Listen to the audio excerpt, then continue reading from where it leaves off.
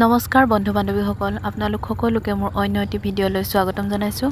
আশা কৰোঁ আপোনালোক ভালেই আছে, কুশলে আছে আৰু সকলোলৈকে দীপাৱলীৰ বহুত শুভেচ্ছা থাকিল। আৰু বৰ্তমান মই গৈ আছোঁ খাচী মাংস আনিবলৈ। আৰু এয়া চাওক আমাৰ গাঁৱৰ ধাননি পথাৰ। কিমান যে ধুনীয়া ধাননি পথাৰ, ৰাস্তাৰ দুয়োকাষে ধাননি পথাৰে আৱৰি আছে আৰু ওচৰতে পাহাৰখনো আছে। ধানটো পকিব হৈছে আৰু আপোনালোকৰ ফালেও চাগে নিশ্চয় ধান কাটিব হ'বই আৰু বৰ্তমান মই মাংস আনি আহিয়ে পালোঁ। এতিয়া মই মাংস বনাবলৈ আৰম্ভ কৰিছোঁ। আপোনালোকে চাই যাওক আৰু যদি ভিডিঅ'টো ভাল পায় তেতিয়াহ'লে লাইক, কমেণ্ট, শ্বেয়াৰ কৰিবলৈ নাপাহৰিব।